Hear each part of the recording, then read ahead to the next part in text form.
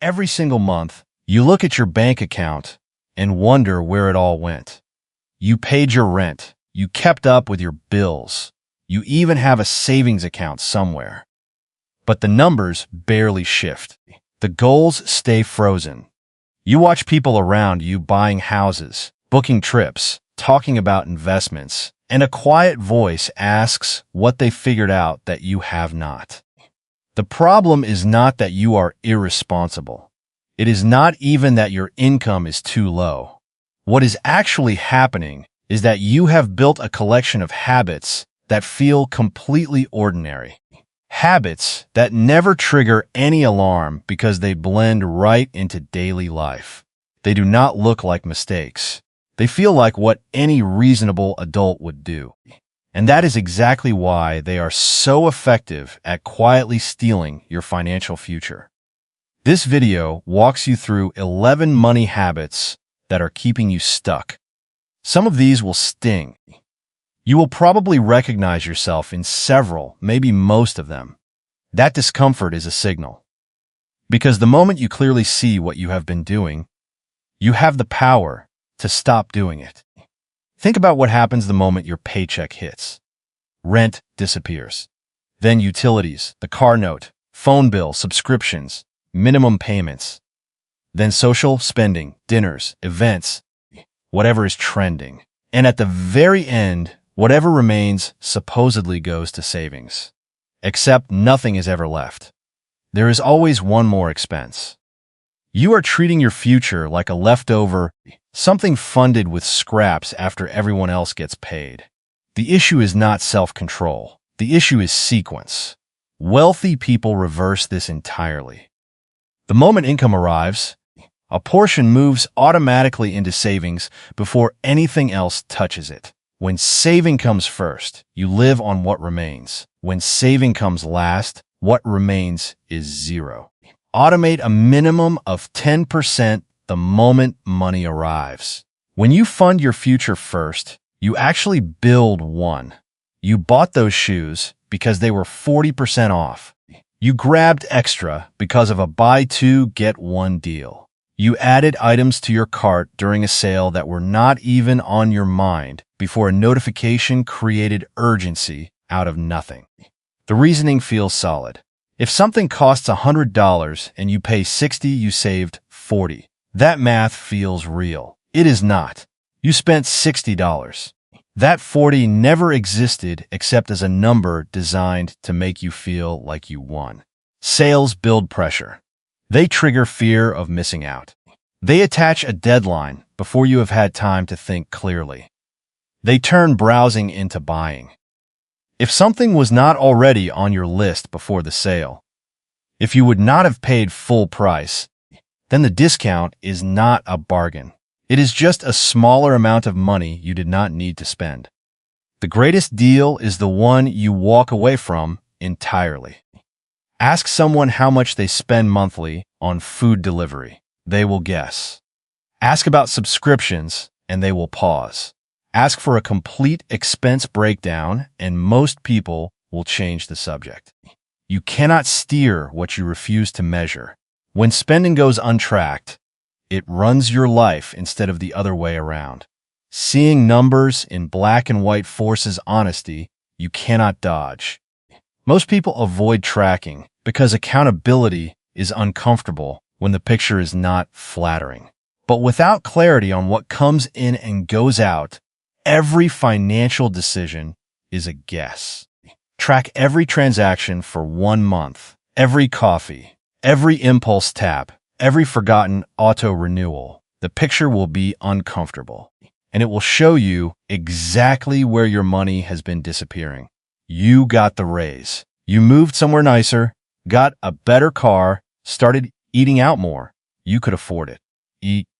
6 months later, something unsettling becomes obvious. You are earning more than ever and feel exactly as financially stretched as before.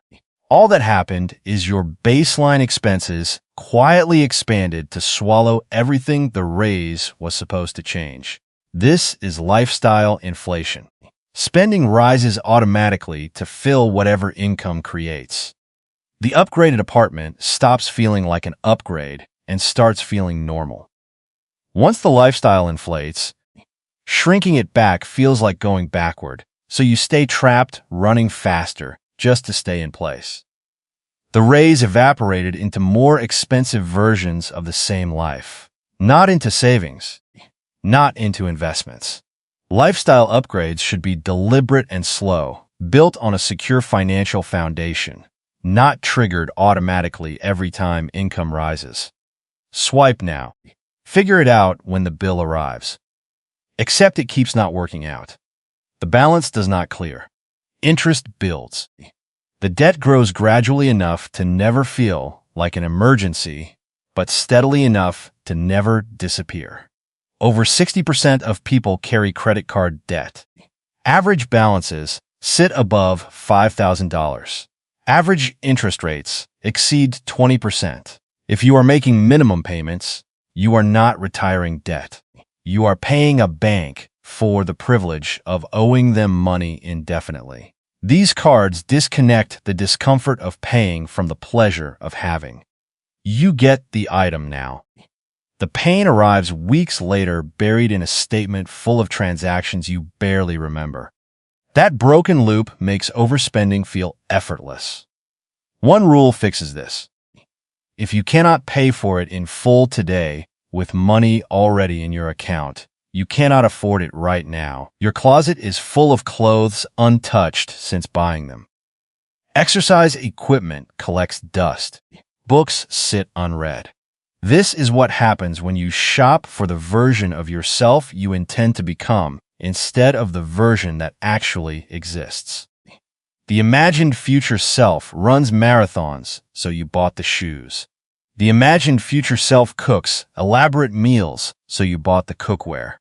Each purchase felt like an investment in a better version of yourself. But that version never fully materialized, and what remains is expensive proof that intentions do not equal action. The danger is when shopping replaces actually doing.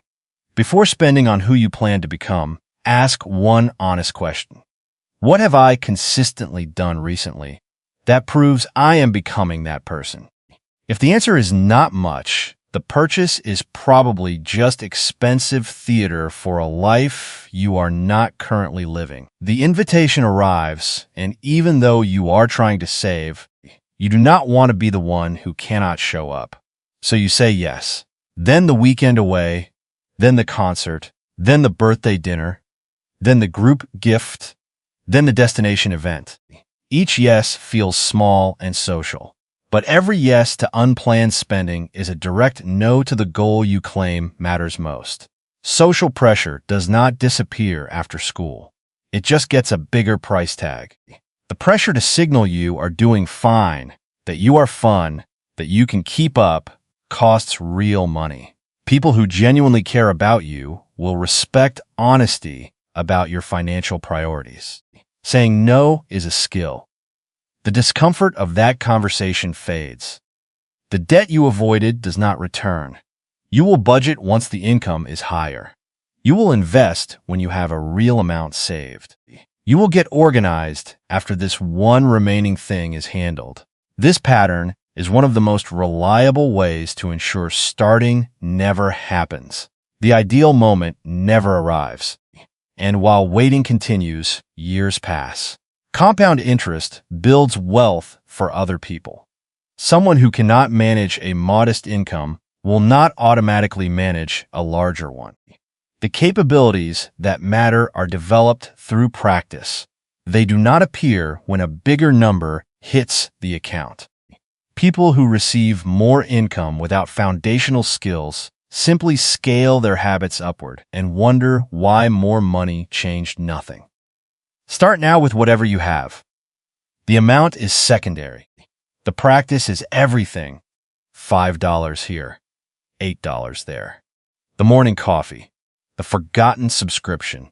Each transaction is small enough to dismiss, but small expenses compound the same way investments do, just moving against you. $5 daily is $1,800 annually, nearly $20,000 over a decade before accounting for what that money could have grown into. The issue is not the coffee. The issue is the unawareness. When small expenses escape examination, they multiply without any check. A slow drain is still a drain. Your financial picture does not care whether money left in one dramatic exit or in 1,000 tiny painless ones. The total is the total. Make it a conscious choice rather than an invisible leak. You will invest once you know more. Once the timing looks better. Once everything else is handled. Meanwhile, time keeps moving. Compounding works for everyone except you because you keep finding reasons to wait. Someone investing $200 monthly, starting at 25, arrives at 65 with roughly $600,000. Someone starting the same habit at 35 ends up with roughly $270,000. 10 years of delay cuts the outcome by more than half. You do not need expertise or to pick individual stocks. A basic index fund requires no specialized knowledge and has historically returned around 10% annually. Open the account. Set automatic transfers, even $50 a month. The habit matters infinitely more than the amount. You spend freely on dinners and weekends, but investing time into learning how personal finance works feels optional. This is the most expensive habit on this list. Financial ignorance costs people over $1,000 annually in direct losses alone. The indirect costs are heavier. Decades of investment returns that never arrived. Years carrying debt that different decisions would have prevented. Every other habit in this video leads back to this one. You fund your future last because no one showed you otherwise. You fall for spending traps because you never learned to recognize the psychology. You delay investing because no one showed you how simple it actually is. The patterns that keep people financially stuck exploit the same gaps in understanding again and again. And they continue until knowledge disrupts them. That knowledge exists. It is accessible. But you have to prioritize it the way you prioritize everything else that genuinely matters. Every habit on this list shares the same root. Nobody explained how money actually works, so you defaulted to what felt normal. These patterns feel natural, but they carry costs that compound across years and decades. Financial habits do not fix themselves. Awareness alone does not produce change. The patterns keeping you broke will keep you broke until you actively replace them with knowledge and systems that work differently. You have now seen 11 of those patterns clearly. You felt that uncomfortable moment of recognition that tells you something needs to shift. You can continue the same patterns and collect the same results. Or you can start building the foundation that lets you keep, grow, and direct the money you work this hard to earn. The habits that brought you here will not take you anywhere new. Change begins the moment staying the same becomes more painful than doing something different. That moment is now. Make the decision.